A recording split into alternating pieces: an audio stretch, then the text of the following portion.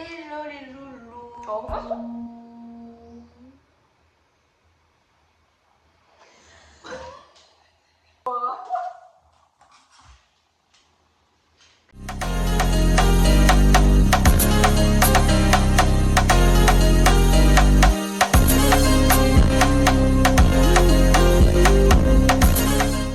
Chelsea! Salut les loulous! Donc voilà, aujourd'hui nous sommes avec Chelsea, une jeune maman, une jeune travailleuse qui aujourd'hui décide de se lancer sur YouTube. Donc aujourd'hui, elle va se présenter à nous, nous allons lui poser quelques questions, elle va y répondre avec toute la sincérité qu'il y a dans ce monde, tout en étant elle-même avec nous aujourd'hui. Et la transparence également. Chelsea, comment vas-tu? Ben écoute, ça va. Un petit peu stressée pour cette première vidéo, mais ça va. D'accord.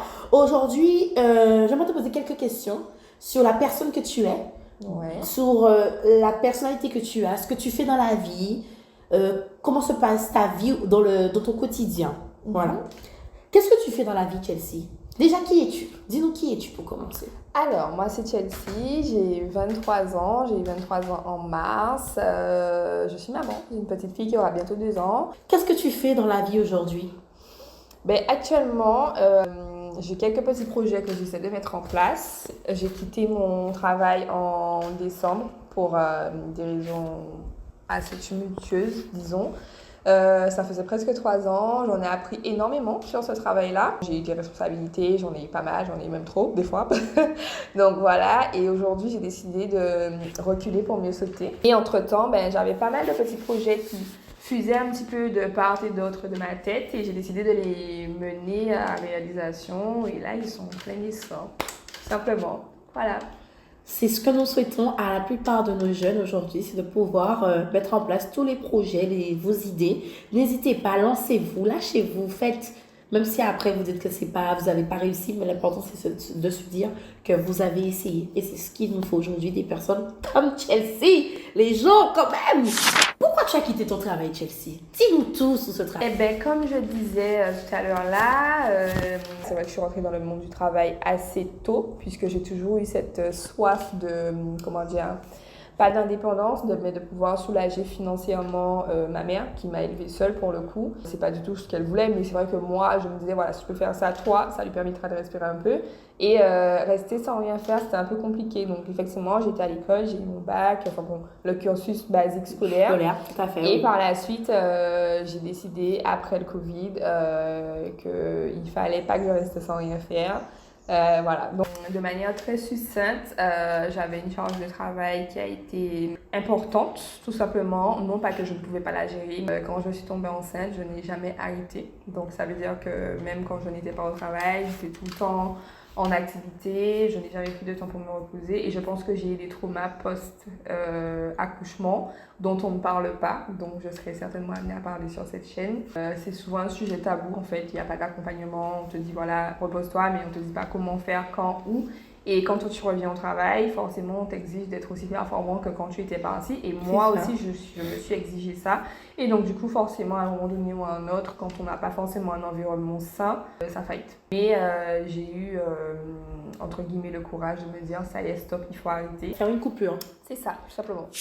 Est-ce que tu penses que les réseaux peuvent te permettre de gagner en visibilité sur l'activité personnelle que tu nous as évoquée tout à l'heure là? Avant de passer sur cette phase où les réseaux peuvent m'apporter en visibilité, il y a un travail personnel qui est à faire. Les réseaux auront toujours une valeur ajoutée parce qu'aujourd'hui c'est notre temps, on n'a pas le choix, tout passe par les réseaux sociaux, voilà. Les flyers, quand on vous les donne dans un rond-point, vous êtes plus énervé parce que le truc il fait des embouteillages, la personne qui déteste qu'il est en train de vous donner les flyers, vous êtes fait des embouteillages, donc malheureusement ou bien heureusement, c'est comme ça qu'on vit et donc il faut évoluer avec son temps. Que oui, les réseaux ont leur place aujourd'hui, que ce soit Facebook, que ce soit Instagram, que ce soit TikTok, les réseaux ont leur place, mais il y a un travail personnel qui est à faire, c'est-à-dire que les réseaux ne feront pas tout pour nous. Il faut pouvoir réfléchir à ce qu'on va proposer, si ce qu'on va proposer est réellement alléchant ou pas. Effectivement, les réseaux sociaux aujourd'hui, c'est quelque chose qui touche pas mal de monde, hein. Les jeunes comme les personnes âgées. Beaucoup de personnes passent par les réseaux aujourd'hui pour avoir une certaine visibilité ou même crédibilité sur des projets ou des choses qu'ils veulent créer. Tu penses que cette communication via les réseaux sociaux, elle est plus rapide ou pas? En termes de statistiques, Oui. pouvoir, ne serait-ce que... Alors, c'est triste parce que du coup, on perd de l'emploi, mais ne serait-ce que devoir financer une personne qui soit au bord des routes, pouvoir déposer des flyers, ça ira beaucoup moins vite que de simplement poster une photo. Et si vous voulez, en l'espace d'une heure, si le travail est bien fait, vous avez déjà votre public qui est déjà ciblé, ça va beaucoup plus vite. Aujourd'hui, pour pouvoir remettre 1000 flyers à quelqu'un dans un rond-point, Oui. il va peut-être falloir attendre 20 minutes. Donc, et ça permet également aux entreprises non officielles de pouvoir mettre les pieds dans le plat, tout simplement. Dis-nous, qu'est-ce que tu aimes? Qu'est-ce que j'aime? Alors, manger. Je pense que nous aimons tous manger. Hein? Ben, Manger, c'est la base. Oui, non, moi, j'aime pas manger. Non, tu vas nous dire que tu aimes manger et nous dire que oui et non, tu n'aimes pas manger. Moi, je peux vous assurer, je pense que vous voyez de vous-même que j'aime manger. Ben, en C'est fait, la base, hein? Vous êtes fâché, vous mangez. Vous êtes triste, vous mangez. moi, je vous suis êtes... pas comme ça. Vous avez des phases dans vos vies. Vous avez la bouffe. Réconfort. Non, moi, j'aime pas forcément manger, Dis-nous. sincèrement. Je bois de l'eau, manger pour moi, c'est vraiment... Voilà, quand je dis j'aime pas manger, je ne déteste pas manger, mais manger pour moi, c'est pas une priorité. C'est-à-dire que ben, j'adore les bananes, j'adore le gratin de banane jaune, j'adore le cochon aussi, j'adore... Je dis bien j'adore, hein. J'adore Elle en profite pour les nous faire frites. passer les petits plats, Un ses petit plats mot. préférés. Voilà. J'adore les frites de patates douces. Par contre, par exemple, le matin, je ne mange pas, mais ça a toujours été comme ça. Dès que je battais avec moi que je mangeais pas le matin. La ceinture sur la table, rien à faire, je mangeais pas. Et le midi, je mange, mais parfois j'oublie. Donc, si je devrais dire qu'est-ce que j'aime, du coup, pour répondre à ta question, j'aime le gros cas. Ah, Ouais. J'aime. on va en savoir plus alors. Oui, j'aime le goka, la danse traditionnelle. Je pense que j'ai vraiment une attache par rapport à cette tradition. Voilà. Voilà, j'aime aider les gens et j'aime entreprendre. Je dirais que ce sont les trois choses que j'aime faire. C'est la soif de nouveauté. Et le goka aujourd'hui, c'est un petit peu une manière pour moi d'avoir pu me libérer, me coule dans les veines, comme Yoka dit, tu vois. Donc voilà. Effectivement, le gros cas, c'est danse en nous, c'est tradition en nous. Dites-nous en commentaire, parmi vous tous là, ici présents, qui pratique le gros cas et combien de temps vous pratiquez le gros cas? Combien de temps justement tu pratiques le gros cas? Eh bien, disons que je ne pourrais pas te mettre de chiffres sur mon âge. Alors, je vivais à Pointe-à-Pitre, du coup, donc c'est pas le chef-lieu de la Guadeloupe, tout simplement parce qu'on n'a pas dit où est-ce qu'on était. Alors, j'habite en Guadeloupe pour le coup. On n'est pas censé avoir qu'à Pointe-à-Pitre, il y a ce qu'on appelle la statue de Vélo qui a été un personnage emblématique du Goka. À côté de ce personnage, tous les samedis, il y avait ce qu'on appelle un coup de tambour. C'est-à-dire que c'est similaire au Les Roses, c'est juste que ce n'est pas un vendredi soir. Donc, c'est un coup de tambour. Et j'ai toujours eu ces notions où j'entendais le gros cas. Par la suite, ma mère a été avec une personne qui était dans ce milieu, donc le festival de gros cas. J'y étais très jeune, toutes les années. Du coup, ça se passait en juillet. C'était une opportunité pour moi. Donc moi, j'étais au pied du podium. J'étais là du début jusqu'à la fin, des coulisses. Le soir, quand tout le monde était parti, on était là. Donc je voyais vraiment tout. Je voyais les répétitions, je voyais les filages. Le truc. Je vivais le truc, mais dans son intégralité, et du coup j'ai appris à aimer le goka avec Sakita. Par la suite, la danse en elle-même. Voilà. Et quand tu pratiquais la danse, tu faisais aussi des chorégraphies, des spectacles. Pourquoi tu as arrêté? Mais alors effectivement, quand je suis arrivée à l'université, du coup il y avait mon ancien professeur de sport qui était responsable de la partie artistique. On avait également un cours de goka qui malheureusement pour moi était trop suisse. On était quand même pas mal à aimer le goka et à savoir déjà un peu danser, et ce qu'on voyait c'était très bref, voilà. Donc entre nous on a décidé, du coup avec d'autres, les filles, si vous passez par là, cœur sur vous, avec d'autres filles de tout simplement... Petit coucou de Chelsea, mesdames. J'avais des contacts de super bons oubliés, les gars, si vous passez par là, cœur sur vous, parce que c'est un but que Anthony vous dit, c'est que sans musicien, pas de goka. Et donc, du coup. Tchembé, ça a oublié, tchembé. Sans musicien, il n'y a pas de goka. Et moi, j'ai du mal à danser si la musique ne suit pas. C'est comme quand tu t'habilles, si ton vêtement n'est pas coordonné, tu n'es pas bien dans ta peau. Pour moi, c'est pareil. Si la musique ne suit pas, la danse ne peut pas le faire. Donc, j'avais beaucoup d'imagination. Donc, on a décidé de faire des spectacles. Ça a commencé sur des plateaux télé avec le DMJ. Donc, c'était une association avec les jeunes. Donc, rien de bien grand. On n'était pas sur Guadeloupe première, je te rassure. Mais ça a commencé comme ça à l'université. Après, on a été contacté pour des prestations à gauche, à droite. Et un jour, on nous a demandé de faire un spectacle d'une durée de 20 à 25 minutes pour la fête de fin d'année de l'université. Et en fait, j'avais 2 semaines pour réaliser ce spectacle. Ah, ça devait être un Non, challenge? non, j'avais pas 2 semaines, j'avais un petit peu plus de temps. En fait, il fallait former surtout des personnes qui ne savaient pas danser. Et c'était mon challenge personnel de réussir à faire tout le monde danser sur ce que j'ai réussi à faire. J'avais des bons tambouillés, vraiment. Parce que sans eux, je pense qu'on n'aurait jamais réussi. En tout cas, ce qu'il y avait dans ma tête, je marquais avec ma bouche. C'est pour vous dire, je marquais avec ma bouche. Et aujourd'hui, ils nous ont rendu un grand service parce qu'on a eu un spectacle quand même qui était pas des plus grands. Mais en tout cas, pour moi qui n'avais jamais fait de spectacle, organiser un spectacle, ça a été une expérience super enrichissante. Par la suite, chacun a fait son chemin, donc le groupe s'est dissous. J'ai décidé de continuer à la GSF et aujourd'hui, la GSF, je fais aussi un petit coucou. La GSF, c'est une association de Saint-Félix qui fait voyager le groupe. Ils ont été au Pérou, ils ont fait la foire de Paris, ils ont fait énormément de lieux et franchement, on peut dire aujourd'hui que ce sont des artistes parce que la troupe Camrod, ils ont vraiment rapporté cette touche au gros cas, cette touche d'originalité parce qu'en fait on a réussi à faire un combo entre la jeunesse, donc ce que nous on peut apporter et ce qu'on connaît du gros cas. Et franchement aujourd'hui si vous regardez les chorégraphies, elles sont pensées, imaginées, faites de toutes pièces en tout cas. Je vous invite à aller regarder les spectacles de la GSF. D'ailleurs il y a un spectacle qui est prévu en fin d'année. Stay Connected, ok? Donc, nous voilà. tes dates là-bas, ça. Tout simplement. Pour vous garder, pour vous vrai, toute originalité à dans cela. Quelqu'un a proposé, quelqu'un a bon nous envie vivre, en culture en nous, en ça nous aimer, ça qui a composé nous. Donc, base de date là, pour vous vrai. Chelsea, on sait tous que il y a des choses qu'on n'aime pas forcément dans la vie de tous les jours. Hein. Ça peut être des choses simples, comme ça peut être de grosses choses. Dis-nous un peu plus sur des choses que tu n'aimes pas. Alors, je dirais plutôt des comportements que je n'aime pas. Aujourd'hui, je n'ai pas forcément des choses que je n'aime pas. Alors oui, comme tout le monde pourrait dire, j'aime pas le football, j'aime pas jardiner.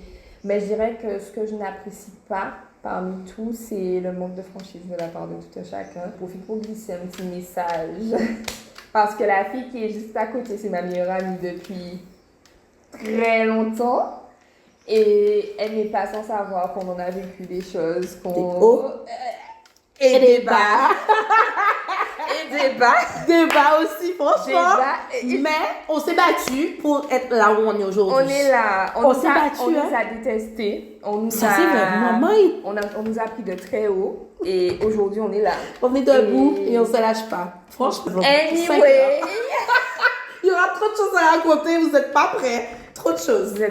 J'ai énormément de mal avec ça, le manque de franchise. De toute façon, tu sais, hein, le manque de franchise, tu m'as vu, ça m'a mis dans des états. Et aujourd'hui, c'est quelque chose sur lequel je dois travailler, mais j'ai encore du mal parce que pour moi, les gens, on pourrait tous être heureux d'une manière ou d'une autre. C'est ça. Et le manque de franchise est souvent à l'origine d'énormément de conflits. Quand quelque chose ne va pas, autant le dire, vous voyez.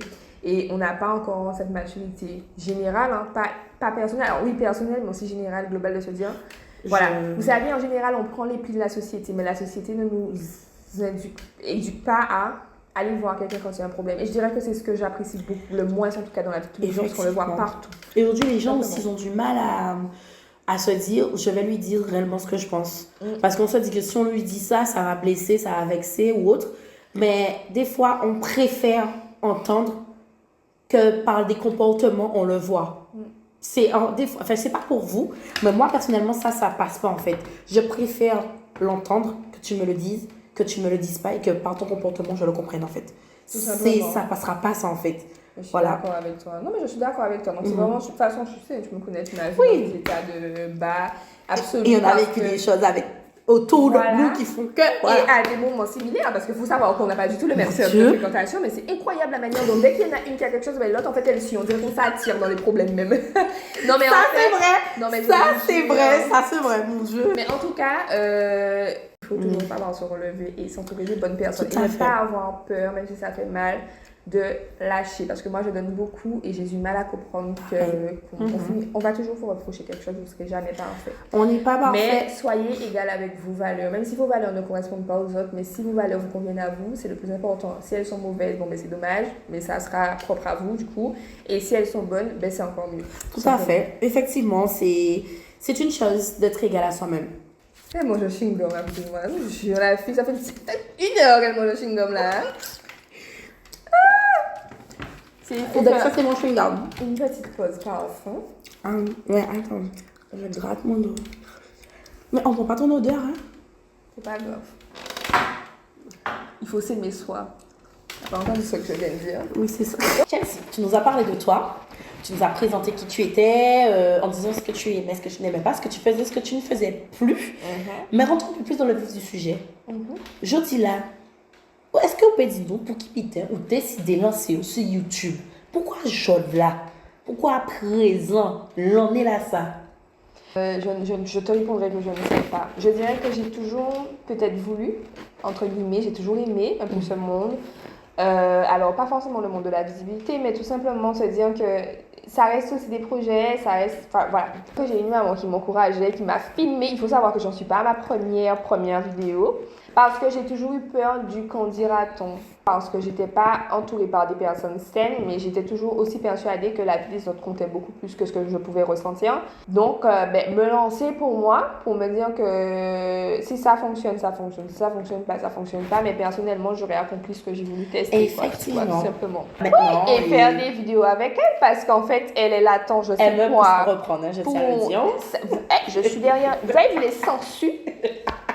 Elle me pousse à reprendre ma chaîne YouTube. Mais en tout cas, j'aime bien ma petite place de présentatrice qui pose des questions. Je trouve que ça me ressemble. Oui, si on sera amené à faire d'autres vidéos comme ça. Je l'ai déjà dit ça. Parce que moi, j'aime bien ce petit côté présentatrice, poser des questions, animer à la fin, au début. Ça, c'est moi.